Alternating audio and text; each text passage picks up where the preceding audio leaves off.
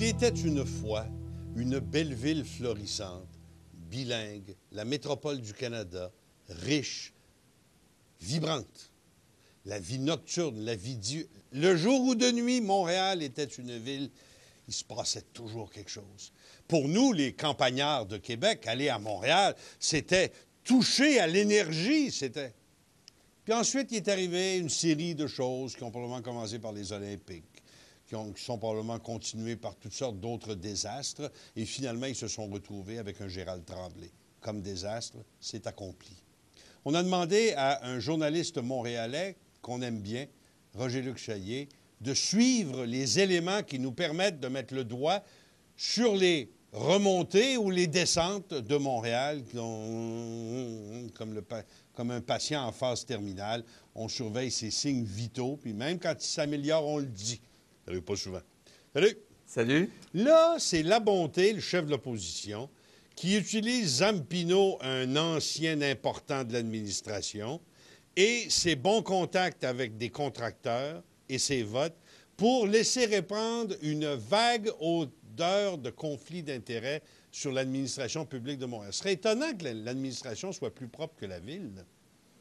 Bon, de toute façon, M. Labonté parle de conflit d'intérêts potentiel, éventuel. Il n'y a pas de crime qui a été commis à ce que je sache. Puis cette partie du dossier-là, je la connais pas tellement parce que c'est pas ça qui est important. Qu'est-ce qui est important pour toi là-dedans, au point de vue de l'image de Montréal puis de la santé publique? Bien, André, te souviens-tu l'époque où Montréal, on disait la fierté à une ville, Montréal, et on voyait des lèvres pulpeuses rouges. Un gros bec. Un gros bec qui avait l'air en santé, hein? Ouais. On n'avait pas peur d'embrasser ce bec-là. Je voulais la rencontrer, cette fille-là. Je vais m'en faire coller un dans le front, moi, un gros bec rouge. On le voit plus, ce logo-là, nulle part, sauf à Tourisme Montréal, qui est nostalgique peut-être d'une belle époque. Mais M. Labonté, lui, voulant se présenter aux élections en novembre et voulant se donner une image quand même crédible, a eu l'idée la semaine dernière d'annoncer qu'il voulait et exigeait la création d'un code d'éthique très sévère pour les élus de la Ville de Montréal, en donnant l'exemple que M. Zampino aurait eu certaines façons de faire qui n'étaient pas éthiques. Ce qui surprend beaucoup avec M. Labonté, c'est que c'est un être très riche d'imagination, c'est un être qui sort régulièrement des idées comme ça. Oui, j'ai beaucoup d'admiration. Si M. Labonté n'était pas à la Ville de Montréal, je ne saurais pas quoi dire jamais de la Ville de Montréal. Il t'inspire. Il m'inspire beaucoup, et dans ses gestes quotidiens, les images, tu les vois régulièrement quand je te les amène. Mais M. Labonté est arrivé avec cette idée-là la semaine dernière, mais moi, je me suis dit, c'est drôle, ça fait 4 ans que je surveille un peu ce qui se passe à l'arrondissement Ville-Marie. Il est le maire de Ville-Marie. Et ce que je vois de conflits d'intérêts puis de situations éthiques, j'en vois et je suis fasciné par cet homme-là qui voudrait un code de déontologie.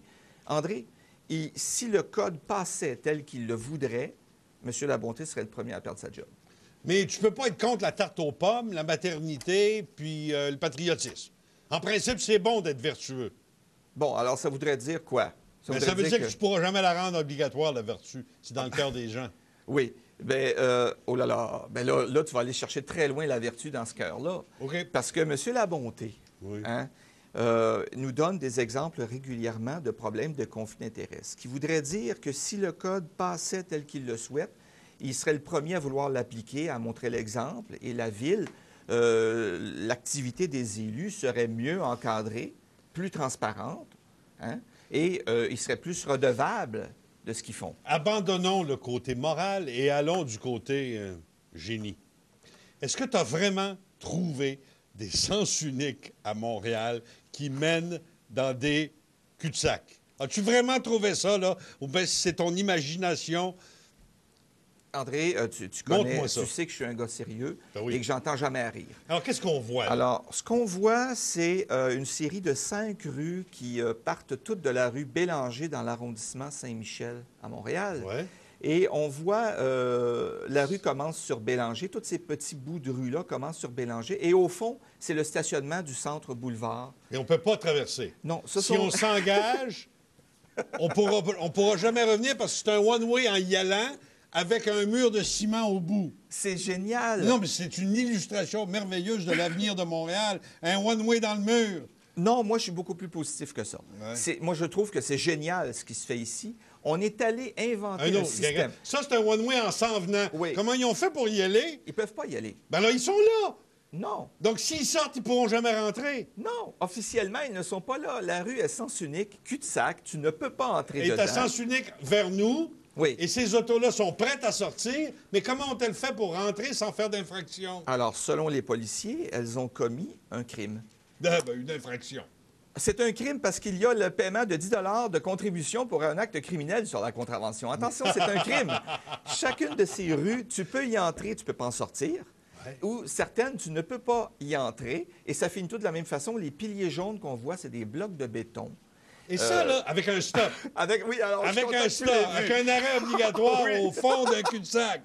Je suis content que tu l'aies vu parce que ça m'a sauté dans les yeux quand je t'allais filmer ça. Ils mettent un stop parce que c'est important d'arrêter. Est-ce que tu es capable de détecter qui est l'idiot qui a décidé ça? Oui. À qui doit-on cette nouvelle façon unique d'organiser une ville? Je nommerai pas de nom.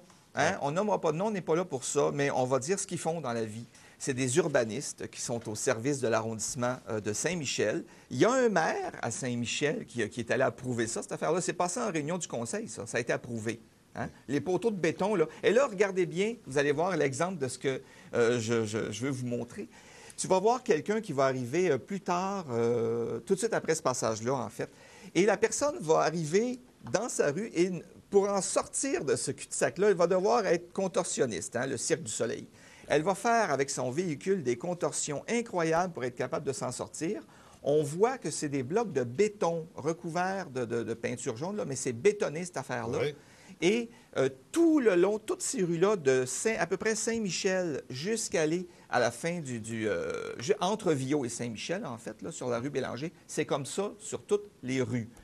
Le contorsionniste, on va-t-il le voir parce que là, on commence à manquer de temps? Oui, c'est ça, le contorsionniste, on le voit tout de suite après quand je reviens, là, justement. Je reviens, là, tu vas voir une voiture qui est là, est un peu coincée. Alors lui, là, il est mal pris. Lui, il veut rentrer dans son garage. Là, non, il veut sortir du cul-de-sac, il vient de s'apercevoir que c'est un cul-de-sac. Oui, mais là, il est à sens unique. Il est à sens unique vers ici. Donc, il faut qu'il s'en aille de reculons. Alors, il va commettre un crime en allant à contre-courant, en allant en contre-trafic, dans le sens contraire du trafic. Mais pour pouvoir commettre ce geste-là, tu vas voir que ça va y prendre plusieurs minutes parce qu'il est coincé au bout de la rue. On n'est pas encore en train de rire sur une fille au volant, là. J'ai pas regardé. Non. Non. Non. C'est un véhicule. Ah non, c'est on ne unisexe. fait pas ça ici. Non, non, jamais. on ne fait pas ça Jamais. ici. Je On ne fait ne pas ça tolérerais pas que tu fasses une chose pareille. Je le sais. Mais le gars, il zigonne parce qu'il est rentré dans une rue où il voulait aller, one way dans un sens avec un mur au bout, puis il essaye de s'en sortir. Il est coincé là. Et au bout de la rue, selon la loi, la police t'attend avec une contravention de 154 $. Jeune homme, il nous restait à parler des chevaux et de la RIO, mais ça sera à ta prochaine visite que j'espère bientôt. Avec plaisir. La suite dans un instant.